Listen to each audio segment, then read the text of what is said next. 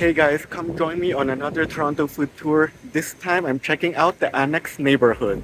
And I was like a statue, staring into the sun. So I am here at Szechuan Noodle Bowl. It's located in Toronto's Annex and it's very near Bathurst Station. So once you're off the station, it's pretty much right at the intersection. It's a newer restaurant in Toronto, opened around 3 months ago, I think. So I thought I'd check it out. I can't wait to try. So I got their spicy handmade noodle soup with beef. And I also got the boiled dumpling with chili oil, also spicy. Let's see how good it is. Guaranteed. 20 seconds later, I did. If I jumped, I would fall. Guaranteed. 20 seconds later, I did.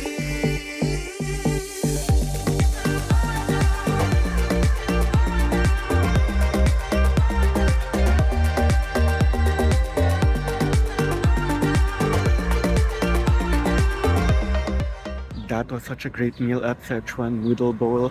Highly recommend the handmade noodles. It was perfectly al dente with a nice bounce. The soup was so flavorful. It wasn't spicy though, I was very surprised. So both the chili oil and the soup, even though it looked very red, it actually wasn't spicy to me. I didn't even really need to drink water while I ate both dishes. So I highly recommend trying to get the spicy because it's really not that spicy, but because you got spicy, you get the chili, which means you get a more flavorful soup. My only complaint really was the beef. It was kind of tough and chewy, so I wish they use a better cut or cook it a little better so it's more tender. But otherwise, it was a nice bowl of noodle soup. So I also learned that they actually have their first location in Mississauga. So this location at the Annex is actually the first location in Toronto, but the second in Canada. The boiled dumplings was also good. It was nothing special. It was like your typical dumplings, but the chili oil it came with was very flavorful. It also wasn't that spicy. So I had leftover soup from the handmade noodle, and what I did was I added my dumplings to the soup to give it more flavor, and then I added chili oil onto the soup as well. So highly recommend doing that. So I'm heading to my next stop, and it's going to be Isabella's Mochi Donut Boutique.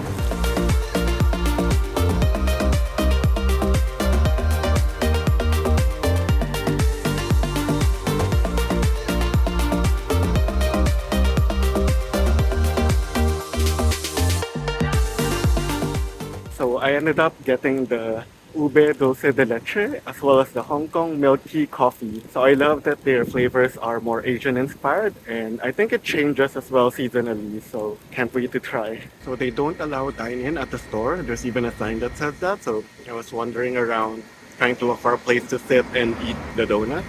So those were some pretty good mochi donuts. Between the two flavors, I prefer the Hong Kong milk tea coffee because I find it's less sweet and you have the nice coffee hit and the tea hit as well.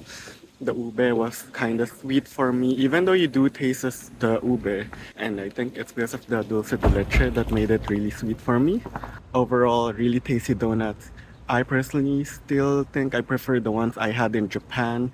I felt the ones in Japan had a nice crust, like it was sort of crispy crust on the outside, but then mochi gooiness and chewiness inside. Whereas here, I felt it was consistently chewy all throughout, even the crust.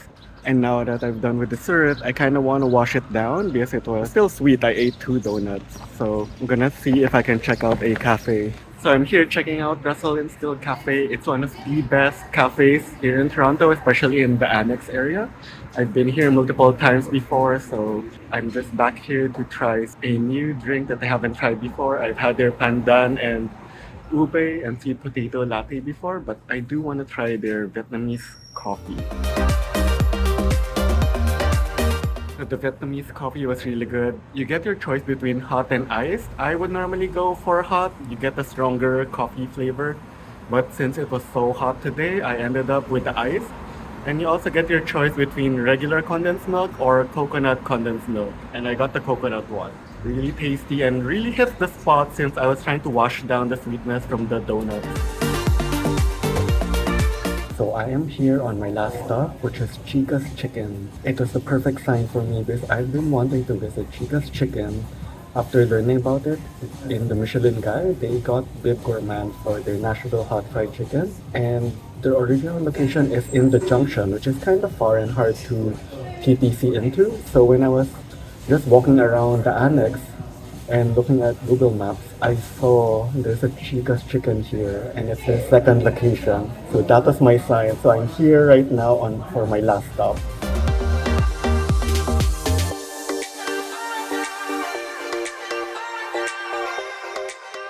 So I got the OG bites and it was really tasty, very juicy meat and the breading was very crispy. I actually think I would like the OG bites more than like a bone-in chicken, even though a lot of the reviews said to get the bone-in chicken. Because I feel like the OG bites have a nice balance of like the crispy skin and meat, a good ratio. I got the medium level and it was nice and spicy, not crazy spicy, but you still get the kick and it was very flavorful. One thing I would point out though is that I did find a bone while I was eating my bite, so keep a lookout if you are getting that. I definitely do want to come back to try their OG chicken sandwich as well as their crispy waffle fries, which a lot of people have raved about, so I'll definitely be back. Hey guys, I'm doing this thing where I'm actually doing the review after I've left the restaurant. I've always found it kind of awkward to be sharing my thoughts, good or bad, while I'm in the restaurant where the other people can hear me. I always had to stop while I eat just to share my thoughts. And I find this is just better overall. Let me know if you prefer this kind of format. I hope you enjoyed eating with me in the Annex neighborhood. If you like this kind of Toronto food tour, let me know in the comments below which neighborhood I should try next. And be sure to like, subscribe, and watch this next video right here for more Toronto content.